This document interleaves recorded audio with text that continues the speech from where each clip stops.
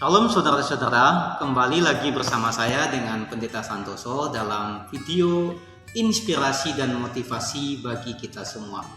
Hari ini saya akan membicarakan tentang pemurnian hidup. Hidup itu perlu dimurnikan karena hidup kita banyak hal-hal yang perlu dibersihkan. Ada banyak dosa di dalam pemikiran, perkataan, dan juga di dalam tingkah laku kita. Ini perlu dimurnikan. Ada juga banyak motivasi-motivasi yang salah dalam kehidupan kita.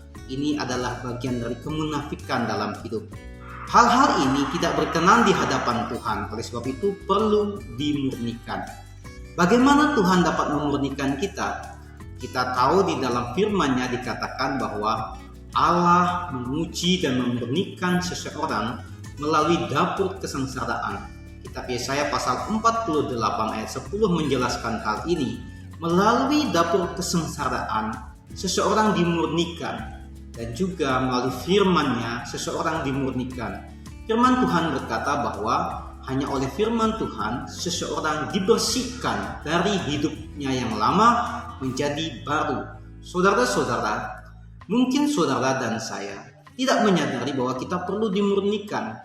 Kita merasa sudah cukup di dalam ibadah kita, dalam pelayanan kita, dalam semua yang kita lakukan untuk Tuhan.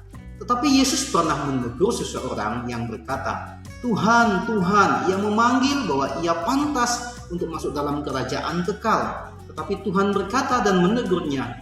Ia berkata kepada orang itu, saya tidak mengenal engkau. Hanyalah engkau pembuat kejahatan. Bisa saja itu terjadi dalam kehidupan kita kalau kita mengabaikan pemurnian hidup. Oleh karena itu saudara-saudara, anggaplah sebagai suatu kebahagiaan apabila saudara jatuh di dalam berbagai-bagai pencobaan. Tujuan semuanya ini adalah untuk memurnikan iman kita supaya kita tetap bertumbuh dan semakin berkualitas dalam kehidupan rohani. Saudara-saudara, waktunya sudah dekat. Tuhan segera akan datang dan tidak menunggu lama. Hanya orang yang mau dimurnikan yang pantas menerima kebahagiaan bersama dengan Tuhan. Jadi tujuan pemurnian adalah untuk meningkatkan kualitas kehidupan rohani kita yang semakin baik, yang semakin sempurna seperti yang Tuhan katakan. Hendaklah engkau sempurna seperti aku sempurna. Dan tujuan yang kedua adalah supaya kita berbuah.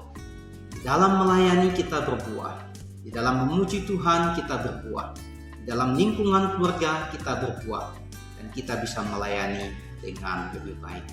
Tuhan memberkati, dan kiranya pemurnian ini dapat kita lalui bersama dengan Tuhan kita. Sampai jumpa.